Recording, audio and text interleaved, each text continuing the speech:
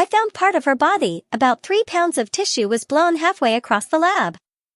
The metal shard I found covering it must have torn through her body, taking it with it.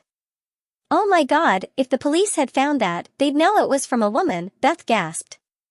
Well, it's gone now. I stored it in a cryo bag and left it in the level 1 storage unit. Why did you keep it? Why not destroy it before it causes us trouble if discovered?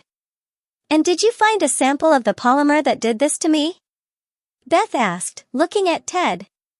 I was worried. The piece of flesh was partly dissolved, as if eaten away. Working at the vectors, I found it had been just about where the 3 different polymers mixed together. I don't know what happened until I do some tests on a small sample of polymer I found in level 3.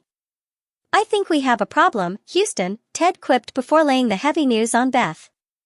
If what I'm guessing is true, you may have some of the real Beth's DNA in your body. What? Screamed Beth. I would guess that her DNA was somehow broken down and ended up going over to you. Didn't you mention you were bleeding from the fall in the lab? An excellent entry point, I think, Ted conjectured. What does that mean for me? Asked a rather frightened Beth. Maybe nothing, we won't know till we take a few blood tests. I can compare yours with a sample from the gruesome find. Lord knows we have enough equipment to analyze it. We just have to be careful. I think I can get Mrs. B to do some tests for us, anonymously of course, answered a thoughtful Ted. Jenna B? Beth asked with a raised eyebrow. Yeah, she's a great biochemist and did 4 years at Berkeley, so she knows her stuff. Will she do it without asking questions? Beth asked anxiously. Sure, she has a heart of gold, and as long as you give her some reasonable explanation, she'll be happy to do it, said Ted, as he reached out a hand to comfort Beth. They drove the rest of the way in silence, each deep in thought about the upcoming meeting with the rest of the staff. Finally, they reached the plant where a group of people was waiting outside.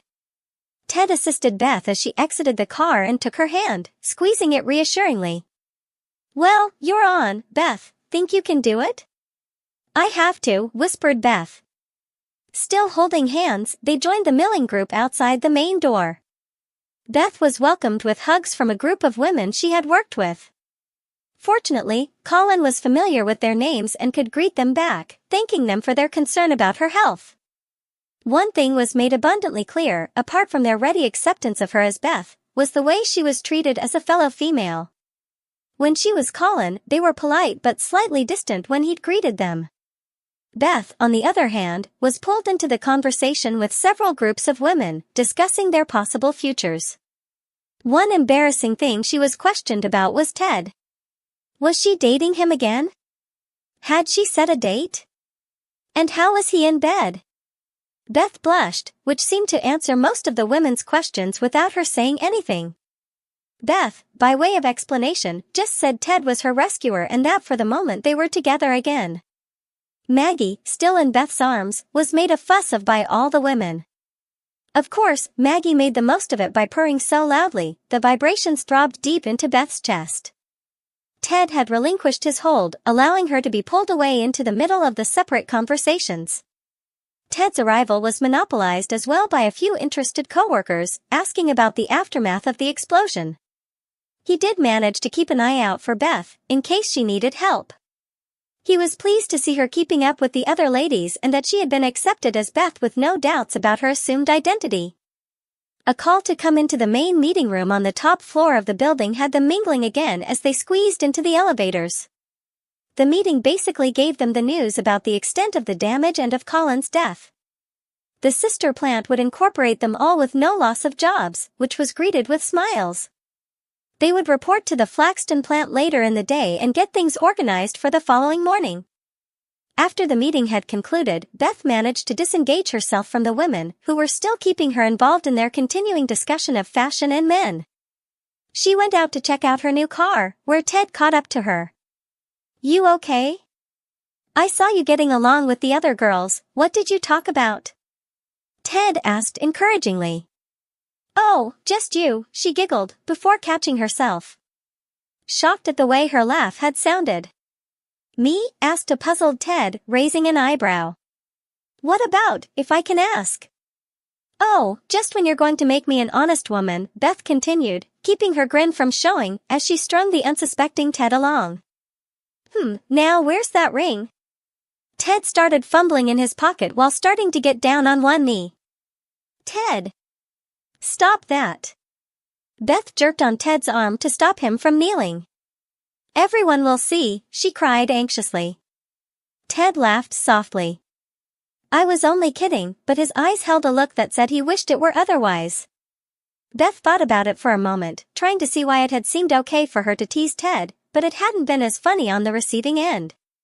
This being treated as Ted's love interest was confusing the hell out of her.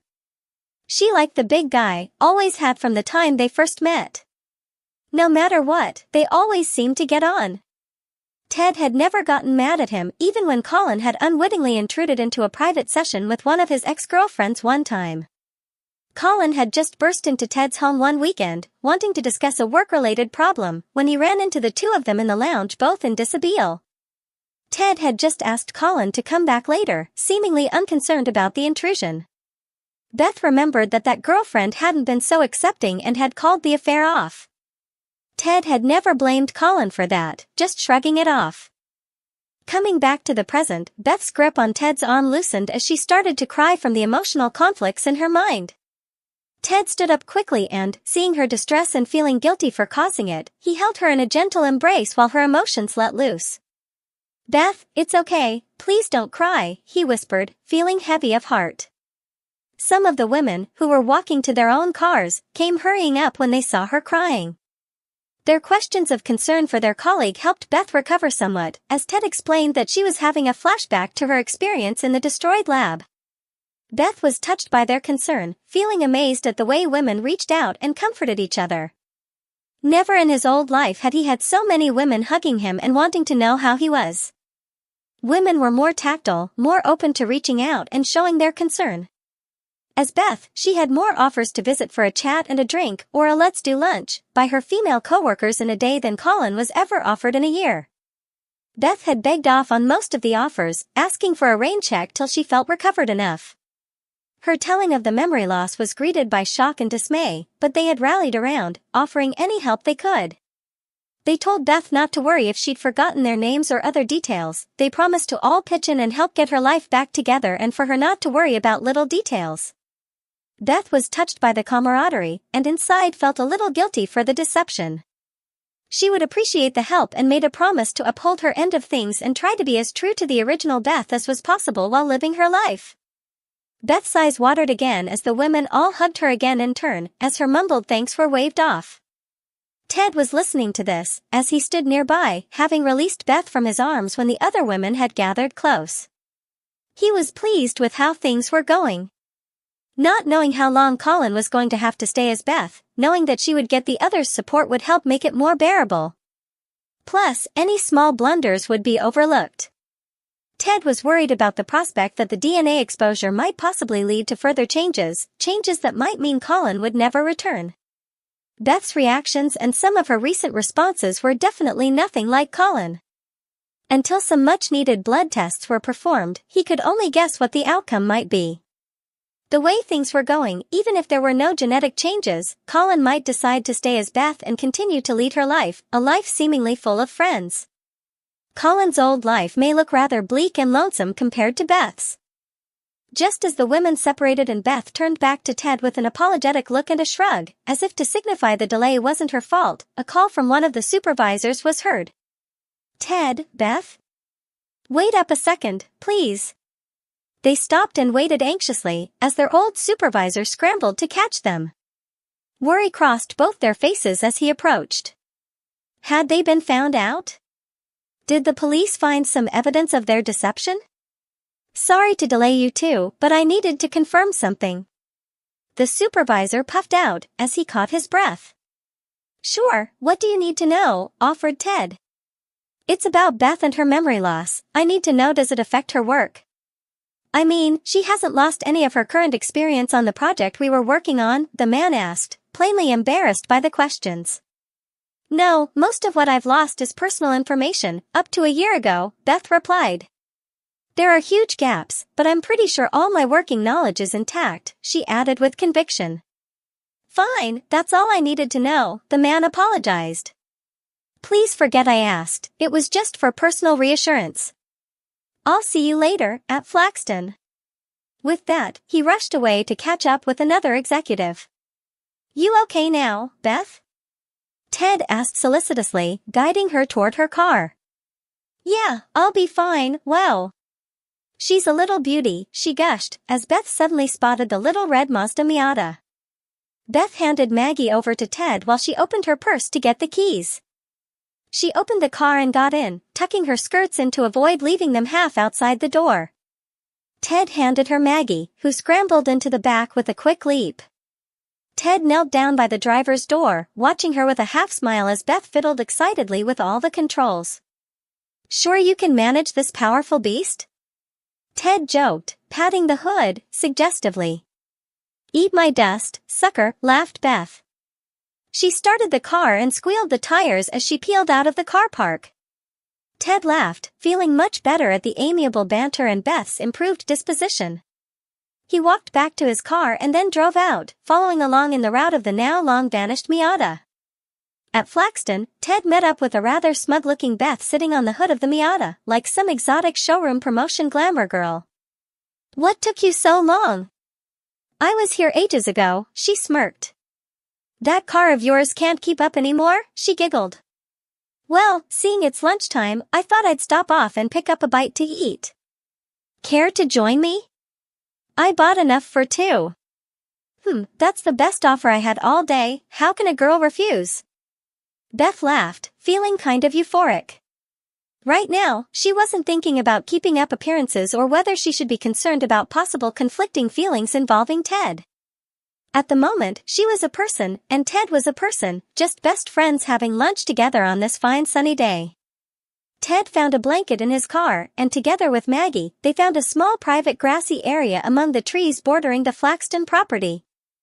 Beth spread the blanket while Ted opened the bags he'd brought along.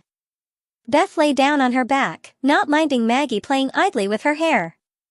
Ted handed her a bread roll filled with smoked salmon chunks, tomato, and lettuce. She rolled over on her side, watching Ted pull a second one out for himself. Maggie complained loudly as she smelled the salmon, feeling left out. Here, you four-legged fish disposal unit, Ted snorted, with a grin. Your meal is here, Ted offered, opening up a small tin of sardine cat food. Maggie made quick work of the sardines and left the others to eat in peace as she went about the more important chore of licking her fur. Ted gave Beth a chilled can of 7-Up to wash the meal down. Beth relaxed and felt like she could stay there all day when the hooter went off, signaling the end of the plant's lunch break. They both scrambled up, Ted threw all the wrappers into one bag and headed off with the blanket back to the car, telling Beth he'd meet her inside. Beth hurried along, finding it awkward to manage her heels in the grass. Inside, she waited for Ted. Even though she'd been here before as Colin and knew the way around, she felt the need for Ted's comforting presence. She hoped Jenna was at work today, even though she usually left her 3-year-old daughter, Kathleen, in the plant's creche. Sometimes she would be absent due to childhood illness. Ted arrived at last, and together they went to their newly assigned stations. Beth, although having the same qualifications as Ted, was now, due to apparent age and supposedly less experience, subordinate to Ted. Colin had been at Ted's level, both in pay and responsibility. Now, with her change of identity, she would be on a lesser salary and couldn't make the decisions she used to. She would have to get Ted's approval before any action on her part could be started. Ted went around the area he would be in charge of, checking and greeting some of the personnel that were already working there. Beth met with her fellow researchers, most of whom she already knew. Getting settled took a few hours, in which she was mainly checking the procedures that had already been in place.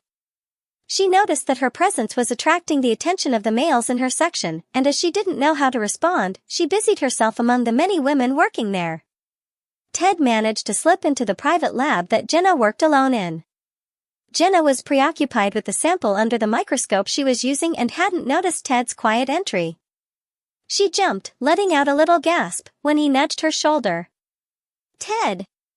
she exclaimed, a huge smile on her face. "How are you?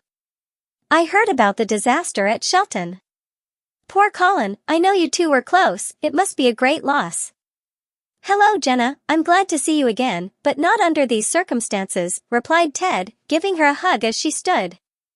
Colin's loss has hit me hard, he was my best friend. Yeah, I know, I always wondered when the two of you were going to get married, laughed Jenna. What? You thought we were? Ted's shocked denial trailed off. Well, let's see, Jenna started ticking points off with her fingers. Colin never really dated much, and those were mostly one-night stands.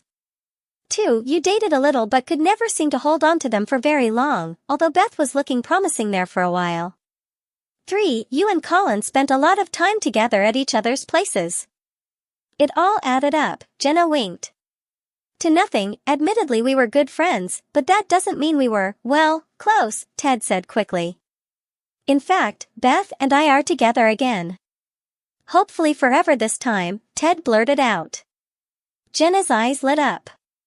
Congratulations, Ted. I'm so happy for you. So when's the wedding? I hope I get an invite.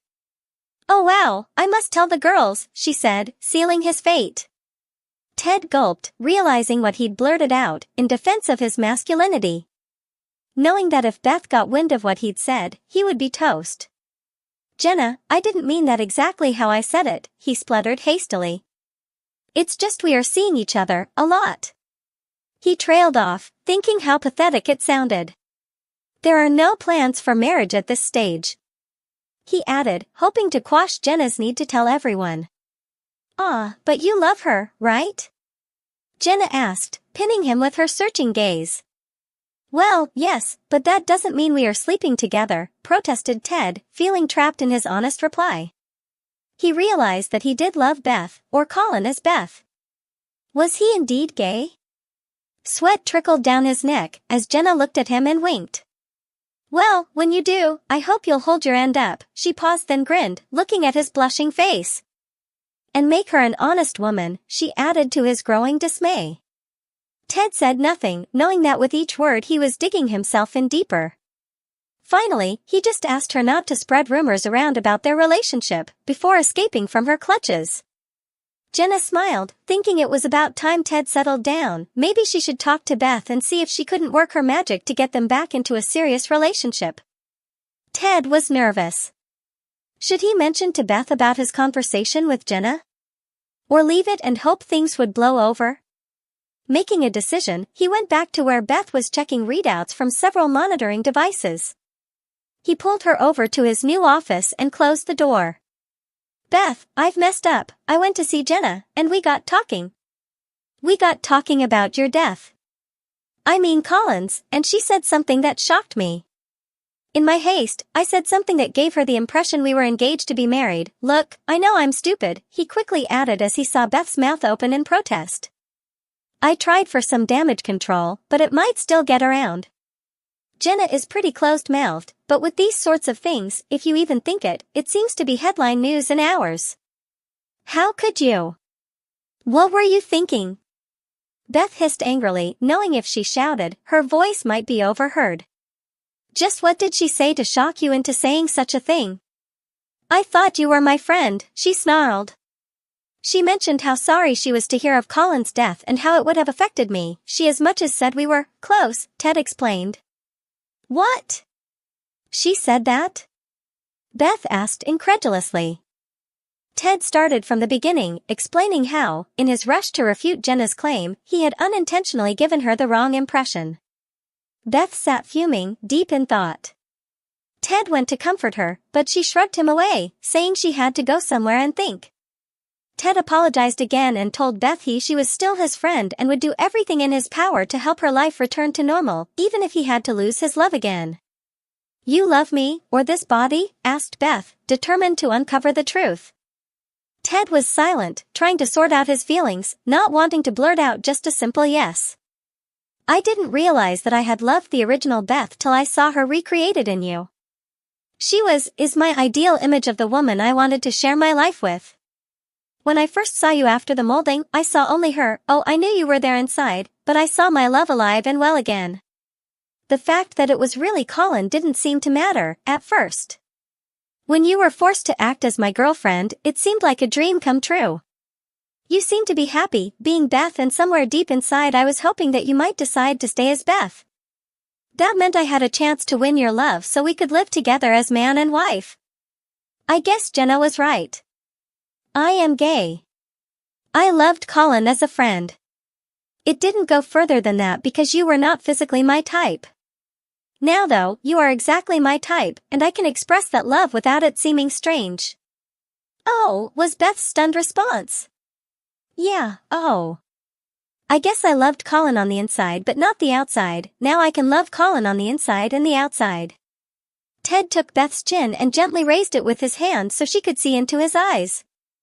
I won't let what I feel about you make any difference in my search to return you to Colin, if that's what you wish. We will share every bit of information we can find to make that happen. I know I may lose the person I love, but then I didn't really have you in the beginning. With that, Ted turned and left the office. Beth was stunned as she walked in a daze back to her station.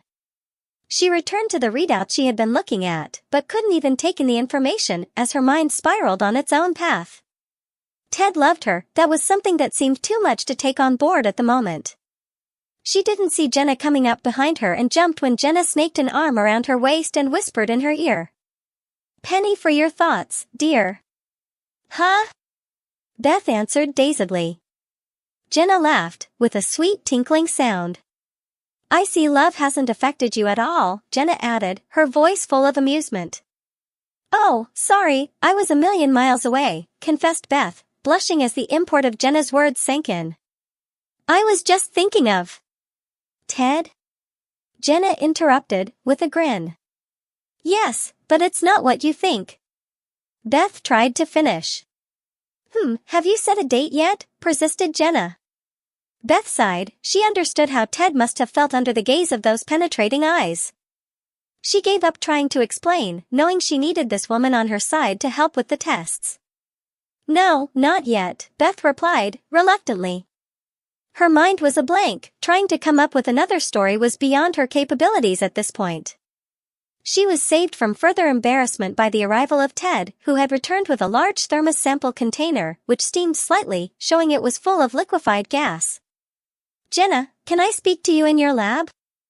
I need to store this in your cryonics unit. Sure, come on, we can do it now. Frozen embryos? She laughed, looking at the pair of them with a raised eyebrow. Ted brought the samples he'd taken in the destroyed plant, along with the sample of the liquid he had collected when Beth had been in the molding. Several samples of polymer had been collected from where it had pooled in convenient containers, like half-broken containers or tins where the polymer had covered them in its outflow. Ted had labeled them as follows. Polymer sample, near Great. Polymer sample, near Maggie. Unknown liquid, from molding. Ted had labeled the flask with the organic sample, and then asked Jenna if she could take a blood sample from Beth, saying it was in case there had been any effects from the polymers on her body.